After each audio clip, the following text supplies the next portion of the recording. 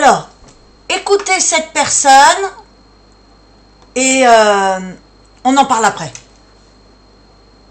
Parce que, alors, il y a plein de choses sur lesquelles j'aimerais qu'on revienne. Et vous nous direz tout à l'heure ce qu'il faut qu'on fasse à Noël compte de ça, parce que vous avez déjà évoqué les fêtes de famille.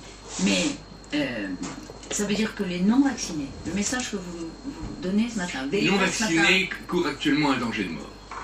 Parce que il est peut-être, on ne sait pas encore, un peu moins grave, mais il tue quand même déjà, on le sait en Angleterre, il a déjà pas mal tué de gens.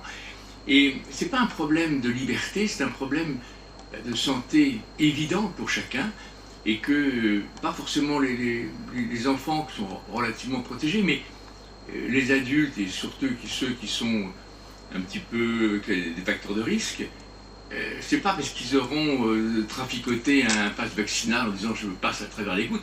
Eux, à cause de cette extraordinaire capacité d'infection de l'ensemble des gens dans un café, dans un restaurant, chez soi, à Noël, fait que les non-vaccinés, eux, vont se retrouver vierges.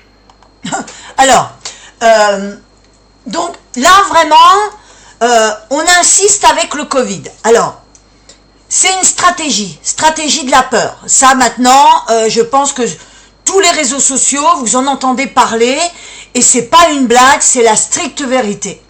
Moi, je ne suis pas vaccinée et je ne me vaccinerai pas.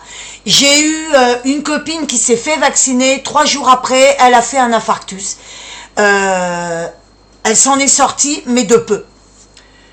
Moi, je suis en pleine forme. Je côtoie des personnes qui sont grippées, qui ont Covid ou j'en sais rien. Enfin, je ne suis pas malade. Donc,